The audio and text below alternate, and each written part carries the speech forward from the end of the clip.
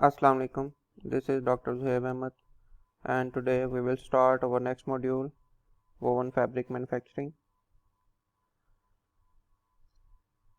The textile fabric. Generally, a textile fabric may be defined as an assembly of fibers, yarns, or combination of these. We start from the polymers, which goes into the fibers, and then yarns, and eventually in woven fabrics. Major steps in fabric manufacturing. If you will see in this flow chart, we start from the polymers or from plants or animals. We made the fibers.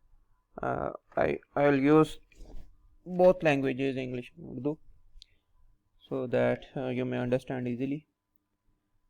Okay, from fibers we make the yarns, which we have studied in yarn spinning.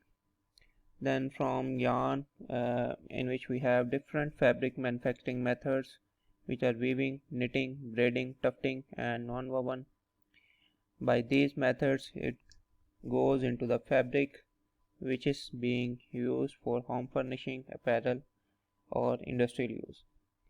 तो सबसे पहले हमने yarn spinning में देखा, fibre के बारे में देखा हमने. फाइबर क्या होता है, उससे किस तरह से यार्न बनता है, डिफरेंट टाइप्स हमने पढ़ी. देन हमने अब देखना है कि इस यार्न से किस तरह से फैब्रिक बनाया जाता है. ठीक है, इसमें सबसे पहला जो मेजर प्रोसेस है फैब्रिक बनाने का वो है वीविंग. देन निटिंग होता है, ब्रेडिंग होता है, टफ्टिंग और नॉन वोवन होते हैं. ठीक है, तो हम जो है अब वीविंग देखेंगे. Classification of fabric with respect to manufacturing techniques. अब किस तरह की फैब्रिक की क्लासिफिकेशन है, अगेन इसको दोबारा से एक और अंदाज से डिस्क्राइब किया गया है. इसमें जी फैब्रिक जो बनता है वो यार्न से बनता है और फाइबर से बनता है. ठीक है, जो डेफिनेशन शायद पहले भी बताई गई हो. Fibres bonded together are called non wovens and felts. और जब यार्न की फॉर्म में हम किसी भी मटेरियल को लेके उससे आगे फैब्रिक बनाएंगे तो वो कौन सी टाइप्स होंगी. वोवन हो सकता है, नेटेड हो सकता है, टफ्टेड, ब्रेडेड, लेसेस और नेट्स. ये सारे जो हैं यार्न से बनते हैं और ये फेल्ट्स और नॉन वोवन फाइबर से बनते हैं. ये सारी फैब्रिक्स की टाइप्स हैं. Now we will start about weaving. It is the interlacement of yarns, or we can say the interlacement of yarns that are right angle to each other and formed a fabric. Simple के धागों की आपस में इंटरलेसमेंट है. किन धागों की इंटरलेसमेंट है, जो आपस में राइट एंगल पे हो, यानी कि 90 डिग्री पे हो. मसलन इसमें टू सेट ऑफ यार्न्स होते हैं. अगर आप इस फिगर में देखें, एक को जो परपेंडिकुलर होते हैं उन्हें वार्प कहते हैं, और जो दूसरे हॉरिजेंटल होते हैं उनको वेफ्ट कहते हैं. इसमें ब्लू कलर के जो हैं इनको वेफ्ट कहा जाता है, और ये जो नज़र आ रहे हैं दूसरे पिंक से कलर के, इनको हम पर्पल से कलर के, इनको हम वार्प कहेंगे. और ये जो फैब्रिक का एज होता है, स्क्योर्ड एज, इसको सेल्वेज कहा जाता है. अच्छा, अब ये वार्प और वेफ्ट जो हैं ये 90 डिग्री पे हैं और आपस में इंटरलेस कर रहे हैं. अगर इस फिगर में देखें किस तरह से इंटरलेस कर रहे हैं, ये वाइट कलर में वार्प है और ब्लैक कलर में वेफ्ट है. वाइट अप गया, देन डाउन, फिर अप, फिर डाउन. नेक्स्ट टाइम ये डाउन से स्टार्ट होगा. वाइट ब्लैक से डाउन है, नीचे है उससे, देन उसके ऊपर से गुजरा, फिर नीचे से गुजरा. इस तरह ये इंटरलेसमेंट कर रहे हैं. और ये फैब्रिक फॉर्म में देखें, अगर इसका रियल व्यू देखें तो आप यहाँ पे येलो और ब्लू कलर के यार्न से देख सकते हैं किस तरह ये अप गया, वार्प का धागा, फिर डाउन, फिर अप, फिर डाउन. नेक्स्ट टाइम में ये डाउन गया और फिर अप हुआ. तो इस तरह से अल्टरनेटिवली जब ये अपनी पोजीशन चेंज करते हैं फैब्रिक के अंदर, अप और डाउन की पोजीशन, तो हमारा जी इनकी इंटरलेसमेंट की वजह से फैब्रिक बनता है, जिसको वोवन फैब्रिक कहते हैं. प्रोसेस फ्लो ऑफ वीविंग के क्या प्रोसेस होता है, किस तरह से अब वीविंग होती है. वीविंग के अंदर, क्योंकि हमने अभी जिक्र किया कि we have two set of yarns, one is called weft yarn और फिलिंग यार्न. ठीक है, इसको फिलिंग यार्न भी कहते हैं, दूसरे को वार्प यार्न कहते हैं. जैसे कि हमने फिगर में देखा कि टू सेट ऑफ यार्न्स चाहिए हमें, एक वार्प के धागे, दूसरे वेफ्ट के धागे. तो जो वेफ्ट के धागे हैं वो सिंपल वाइंडिंग होती है. वाइंडिंग हमने स्पिनिंग में पढ़ा था, वाइंडिंग का प्रोसेस जिससे हम कोन्स बनाते हैं. ठीक है, बड़े पैकेजेस जो होते हैं कोन्स को प्रिपेयर किया जाता है और उसको डायरेक्टली वीविंग के ऊपर ले आते हैं। ठीक है, ये वेफ्ट का धागा आ गया। वार्प के धागे के ऊपर क्या क्या प्रोसेसेस करते हैं? सबसे पहले जी वाइंडिंग के बाद वो जाता है वार्पिंग में, वार्पिंग के बाद स्लैशिंग या साइजिंग, उसके बाद ड्राइंग इन और टाइंग इन, और देन वो वीविंग के ऊपर जाता है, जो हम जिसको वीविंग मशीन या वीविंग लूम सेक्शन भी कहते हैं। ये स्टेप्स जो हैं ये हम ये yarn preparation steps for weaving इनको कहा जाता है कि फैब्रिक बनाने से पहले फैब्रिक के अंदर जो धागा यूज़ होना है, दो तरह का, वार्प का और वेफ्ट का, उसको प्रिपेयर करने के लिए क्या क्या स्टेप किए जाएंगे, ये वो स्टेप्स हैं। ठीक है जी, yarn preparation steps for weaving. इसके बाद जब धागा तैयार होके आ जाएगा तो उसके बाद लूम के ऊपर या वीविंग मशीन के ऊपर फैब्रिक बनाया जाएगा। ये स्टेप्स जो हैं ये हम नेक्स्ट स्लाइड्स में थोड़ा सा देखेंगे कि ये क्या होते हैं। इस तरह इस अगर फ्लो डायग्राम में देखें तो ये भी वही है, थोड़ा सा एक और अंदाज में इसको डिस्क्राइब किया गया है कि सबसे पहले हमारे पास रॉ मटेरियल होता है स्पन या फिलामेंट यार्न की फॉर्म में। ठीक है, स्पन और फिलामेंट यार्न हमने स्पिनिंग में पढ़े। अच्छा, अब इस यार्न को हम जी नेक्स्ट वेफ्ट प्रिपरेशन करते हैं, जिसमें रिवाइंडिंग, पर्न, क्विल वाइंडिंग। पर्न और क्विल क्या होती है? ये शटल के अंदर यूज़ होती है। तो अगर तो हमने शटल लूम के ऊपर फैब्रिक बनाना है तो हमें शटल के लिए पर्न तैयार करनी पड़ेगी, जो उसके अंदर यार्न को कैरी करेगी। और दूसरी साइड पे जब वार्प को तैयार करना है, जो दूसरा धागा है हमारा, तो उस वार्प के लिए हम वार्पिंग करेंगे, साइजिंग करेंगे, ड्राइंग इन और टाइंग इन उसके बाद होगी। तो ये तीन प्रोसेस होंगे, वार्पिंग, साइजिंग और ड्राइंग इन एंड टाइंग इन, जिसको लूमिंग भी कहते हैं। जैसे यहाँ पे है वार्पिंग, साइजिंग, स्लैशिंग और साइजिंग एक ही है, और ड्राइंग इन और टाइंग इन। इसके बाद ये वीविंग में जाएगा। सिमिलरली ये भी वैसे ही है, एक और अंदाज में बताया गया है। ये तीन प्रोसेस होंगे वार्प प्रेपरेशन के, उसके बाद वीविंग। अब वीविंग में यहाँ पे फैब्रिक बन जाएगा और उसके बाद उस फैब्रिक की इंस्पेक्शन होगी, पैकिंग होगी और उसको डिस्पैच कर दिया जाएगा। तो ये पूरा प्रोसेस फ्लो होता है एक वीविंग मिल का या वीविंग डिपार्टमेंट का और वीविंग इंडस्ट्री का, कि किस तरह से उनके पास रॉ मटेरियल आता है और उस रॉ मटेरियल से वो फैब्रिक बनाते हैं और उसके बाद इंस्पेक्शन होती है और पैकिंग करके उसको डिस्पैच कर दिया जाता है। अच्छा, नेक्स्ट देखते हैं जी types of weaving machines on the basis of weft insertion, कि वेफ्ट इंसर्शन के लिहाज से वीविंग मशीन्स कितनी तरह की होती हैं। दो तरह की होती हैं, शटल लेस और शटल लूम्स।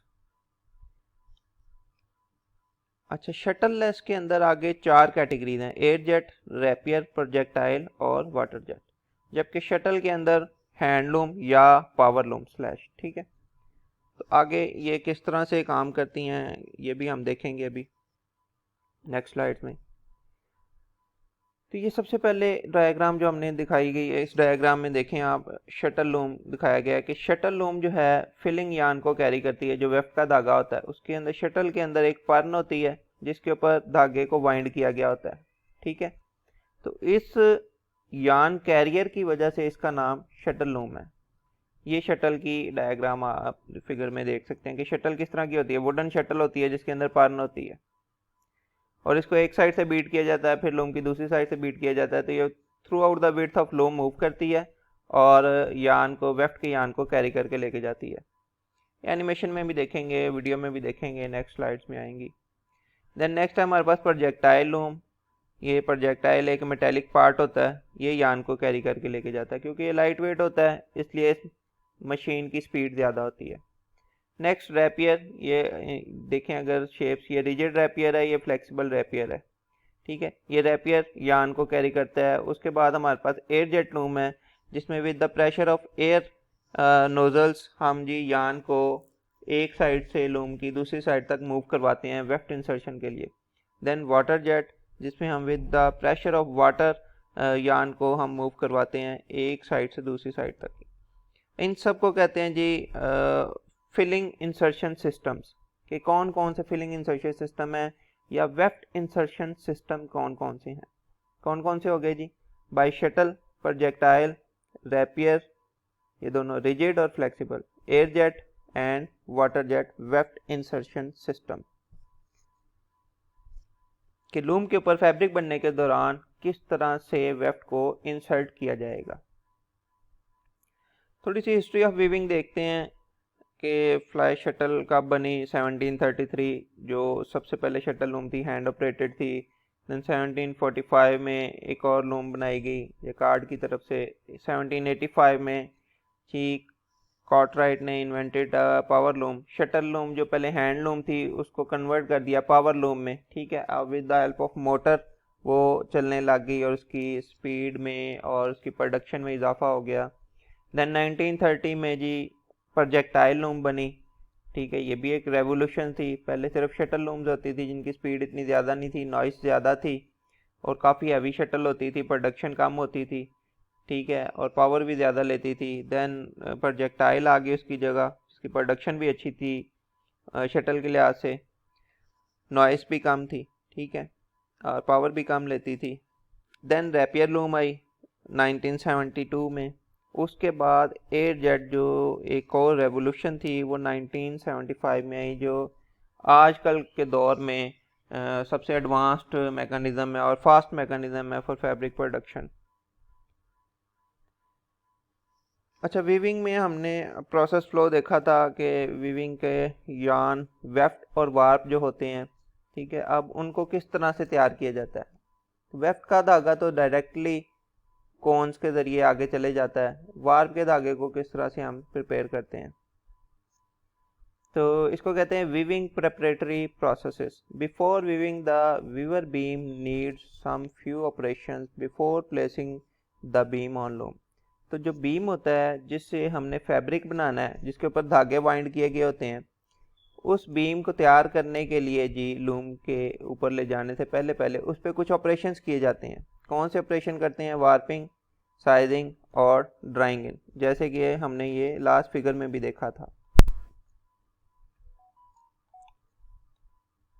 अच्छा, अगर ये दोबारा से मैं फिगर उसी को दिखाऊंगा आपको तो ये इसमें देखेंगे कि वेफ्ट का धागा और वार्प का धागा, वेफ्ट का एज इट इज़ वीविंग में जाएगा और वार्प के धागे के ऊपर वार्पिंग, साइजिंग और ड्राइंग इन और स्लैश टाइंग इन का प्रोसेस होगा। अब ये क्या होते हैं प्रोसेसेस, ये देखते हैं हम।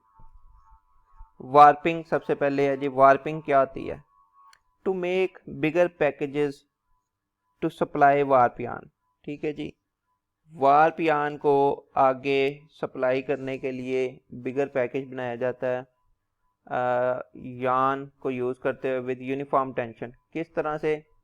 अच्छा, इसमें एक और चीज़ है, इसमें कन्वर्ट किया जाता है यार्न को from cones to warper beam in the form of parallel sheet, ठीक है जी। To convert yarn from cones to beams, ये अब क्रील होती है एक जिसके ऊपर कोन्स लगाई गई होती हैं। आगे ये इस फिगर में अगर आप देखें, इन कोन्स के ऊपर से धागे निकाल के, ये कॉम्ब है, कॉम्ब के ऊपर से गुजार के बीम के ऊपर लेके आए जा रहे होते हैं, ठीक है। एक सभी यार्न्स की एक तरह की टेंशन होगी और इस बीम के ऊपर यार्न को वाइंड करवा लिया जाएगा और एक तरह की लेंथ होगी, ठीक है। मसलन 1000 कॉन्स लगाई हैं तो 1000 धागे इस पे शीट की फॉर्म में वाइंड करवा लिए जाएंगे। तो ये वार्पिंग का पर्पज़ है। अच्छा, अब इससे बीम तैयार हो जाएगा, ठीक है। तो नेक्स्ट प्रोसेस में देखते हैं जो है वार्पिंग के बाद साइजिंग। इसमें क्या किया जाता है जी? The purpose of sizing is to increase weaving resistance, कि लूम के ऊपर जो हमने सेट चलाना है तो उसकी वीविंग रेजिस्टेंस अच्छी हो, यानी कि ब्रेक ना करे लूम के ऊपर, तो इसलिए साइजिंग की जाती है। कैसे करते हैं? इसके ऊपर साइज, मटेरियल या कोटिंग या रेसिपी अप्लाई की जाती है, ठीक है। रेजिस्टेंस अगेंस्ट अब्रेजन, जो अब्रेजन होती है लूम के पार्ट्स के साथ धागों की, उसको कम करने के लिए हम इसके ऊपर मटेरियल की कोटिंग करते हैं, ठीक है, ताकि इसकी जो सरफेस है वो थोड़ी सी स्मूथ हो जाए और यार्न जो है वो स्ट्रॉन्ग हो जाए, फ्लेक्सिबल भी रहे। तो इन सारे प्रोसेसेस के लिए हम साइजिंग करते हैं। अब इसमें ये वार्पिंग के डिपार्टमेंट में से हमारे पास वार्पिंग के बीम आते हैं। तो मल्टीपल बीम्स को हम कंबाइन भी करते हैं और इसके ऊपर यहाँ पे रेसिपी भी अप्लाई करते हैं, कोटिंग भी अप्लाई करते हैं। तो ये दोनों पर्पज़ इसमें हो रहे होते हैं, ठीक है। मसलन अगर 10 बीम है, हर बीम के ऊपर 1000 धागे हैं, तो 10 बीमों को मैं कंबाइन करके एक बीम बनाऊंगा जिसके ऊपर 10,000 धागे होंगे और उसके ऊपर कोटिंग भी अप्लाई करूंगा,